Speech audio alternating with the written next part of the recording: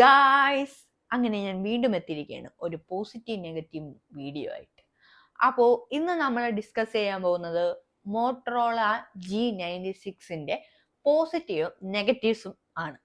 So അതിന്റെ detailed review ആണ് നിങ്ങൾക്ക് ആവശ്യമെങ്കിൽ നിങ്ങൾ താഴെ ഡിസ്ക്രിപ്ഷനിൽ നോക്കിയാൽ മതി. ഞാൻ അതിന്റെ ഡീറ്റെയിൽഡ് റിവ്യൂ ചെയ്ത വീഡിയോ ടാഗ് ചെയ്തേക്കാം.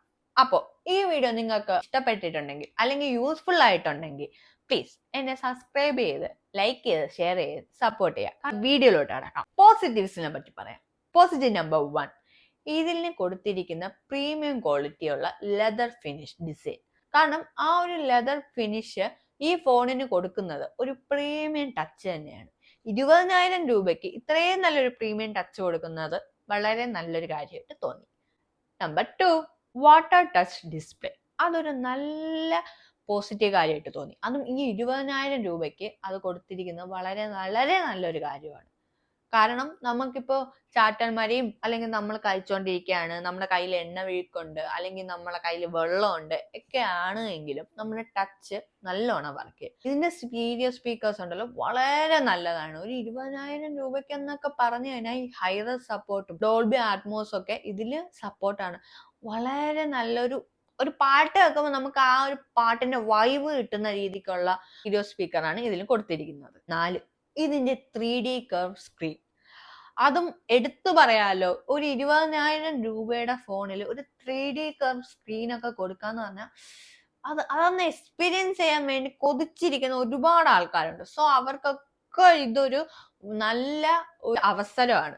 5, ഇതിന്റെ 5500 mAh ബാറ്ററി. ഒരു 20,000 രൂപയുടെ ഫോണിന് ഇത്രയും നല്ലൊരു ബാറ്ററി കൊടുത്തതിന് നമ്മൾ പറയേണ്ടിയിരിക്കുന്നു. 6, 20,000 രൂപ. അത് ഞാൻ ഇങ്ങനെ എടുത്തെടുത്ത് പറയുന്നത് ആ ഒരു പ്രൈസ് റേഞ്ചിന് ഈ ഫോൺ ഒരു ഭയങ്കര നല്ല കാര്യങ്ങളാണ് ചെയ്തത് കൊണ്ട് തന്നെയാണ് ഞാൻ ഈ പ്രൈസ് ഇങ്ങനെ എടുത്തെടുത്ത് പറയുന്നത്.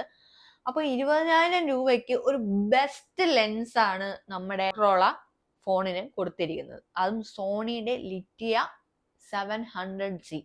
നല്ല ക്വാളിറ്റി ഫോട്ടോസ് തന്നെയാണ് കിട്ടുന്നത്. ഈവൻ നമുക്ക് ടെലിഫോട്ടോ ലെൻസ് ഇല്ല എങ്കിൽ പോലും അൾട്രാ വൈഡ് ലെൻസിൽ നമുക്ക് മാക്രോ ഫോട്ടോസ് വളരെ നല്ലതായിട്ട് കിട്ടും.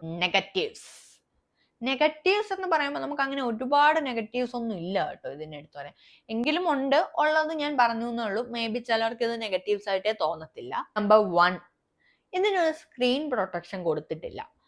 കോർണിംഗ് ഗൊറില്ല ഗ്ലാസ് ആണ് ഇതിൽ യൂസ് ചെയ്തിരിക്കുന്നത്. പക്ഷെ അതിന്റെ പുറത്ത് ഒരു നമ്മൾ കാണുന്ന പോലെ പ്രീ അപ്ലൈഡ് ആയിട്ടുള്ള ഒരു സ്ക്രീൻ പ്രൊട്ടക്ഷൻ ഇതിന് കൊടുത്തിട്ടില്ല.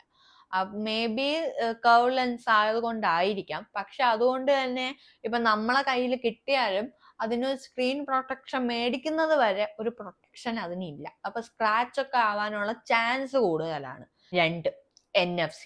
ഇന്നത്തെ കാലത്ത് ലിക്വിഡ് മണി കയ്യിൽ വെച്ചുകൊണ്ട് നടക്കുന്നതാണ് ഏറ്റവും കുറവ്. സോ ഇതിലൊരു NFC സപ്പോർട്ട് ഇല്ലാത്തത് ഒരു നെഗറ്റീവായിട്ട് എനിക്ക് ഫീൽ ചെയ്തു. നമ്പർ 3, ഇത് ഞാൻ എടുത്ത് പറയുന്നുണ്ട് എങ്കിലും ഇതൊരു വലിയ ഡ്രോബാക്ക് ആയിട്ട് എനിക്ക് പോലും തോന്നിയിട്ടില്ല. ഇതിനൊരു ഓഡിയോ ജാക്ക് ഇല്ല. 4, ഇതിന് HDR കമ്പാറ്റബിലിറ്റി ഉള്ള ഫോണാണ് എങ്കിലും യൂട്യൂബിൽ HDR കിട്ടുന്നില്ല. മേ ബി ഫ്യൂച്ചർ അപ്ഡേറ്റ് വരെ കിട്ടുമായിരിക്കും, പക്ഷെ നിലവിൽ കിട്ടുന്നില്ല. 5, ഇതിൽ ഞാൻ നേരത്തെ പറഞ്ഞിട്ടുണ്ടായിരുന്നു ഫോട്ടോസ് വളരെ നല്ല ഫോട്ടോസ് ആണ് ഇതിൽ തരുന്നത്. അതും ഒരു സംശയമില്ല. ഇപ്പഴും ഞാൻ പറയുന്നത് നല്ല ഫോട്ടോസ് തന്നെയാണ് തരുന്നത്. പക്ഷെ പോർട്രേറ്റ് ഫോട്ടോസ് എടുക്കുമ്പോൾ ബാക്കിലുള്ള ബ്ലർ അല്പം കൂടുതലുള്ളതുപോലെ എനിക്ക് ഫീൽ ചെയ്തു.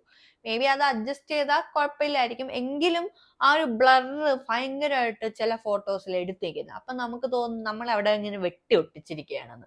ഒരു നാച്ചുറൽ ഒരു ഫിനിഷ് നമുക്ക് കിട്ടുന്നില്ല. അതെനിക്കൊരു പോരായ്മയായിട്ട് തോന്നി. 6, ഇതിന്റെ ആൻഡ്രോയിഡ് അപ്ഡേറ്റ് വളരെ വളരെ കുറവാണെന്നേ തോന്നുന്നു. കാരണം 1 വർഷത്തെ ആൻഡ്രോയിഡ് അപ്ഡേറ്റ് മാത്രമേ കൊടുക്കുന്നുള്ളൂ. അതെനിക്ക് വളരെ കുറവായിട്ട് തോന്നി. 7, ഇതിന്റെ സർവീസ് സെന്ററുകളാണ് അടുത്ത ഏറ്റവും വലിയൊരു പ്രശ്നം. കാരണം മോട്ടറോളയുടെ സർവീസ് സെന്റർ കിട്ടാൻ അല്ലെങ്കിൽ കണ്ടുപിടിക്കാൻ വളരെ വളരെ പാടാണ്.